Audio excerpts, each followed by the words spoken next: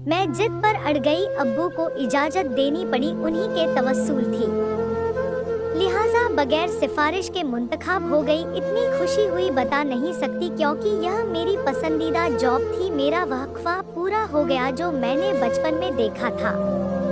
Training मुकम्मल होते ही duty मिल गई। दिन या रात की जो भी ड्यूटी मिलती, जरा भी थकन ना होती। घर आती खुशबाश हसास बशास चहक रही होती, जबकि दूसरी लड़कियां थकन की शिकायत करती। लगता था मैं बनी ही इसी जॉब के लिए थी। यह मेरी पसंदीदा जिंदगी थी। 2 साल की सर्विस में तकरीबन तमाम मुल्कों की सैर कर ली। मेरी कारकर्दगी अच्छी थी, लिहाजा इंटरनेशनल फ्लाइट पर जाने लगी थी।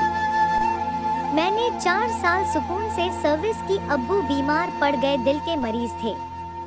उन्होंने रिटायरमेंट ले ली। अब उन्हें बच्चियों को उनके घर का करने की फिक्र सताने लगी। वह इसरार करने लगे कि पहले मैं शादी के लिए संजीदा हो जाऊं, मगर मुझे तो नौकरी में मजा आ रहा था।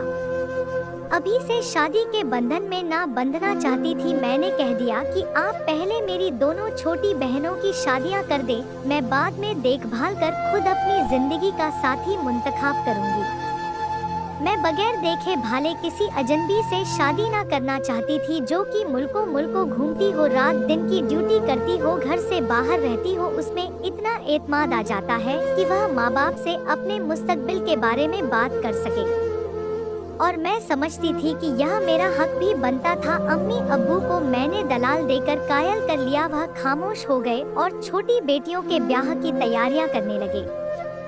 2 साल और गुजर गए। अब मेरी शादी की उम्र आगे को सरक रही थी। खुद मुझे फिक्र हुई ऐसा ना हो कि वक्त निकल जाए और फिर किसी ज्यादा उम्र के या बाल बच्चों वाले से नाता जोड़ना पड़े।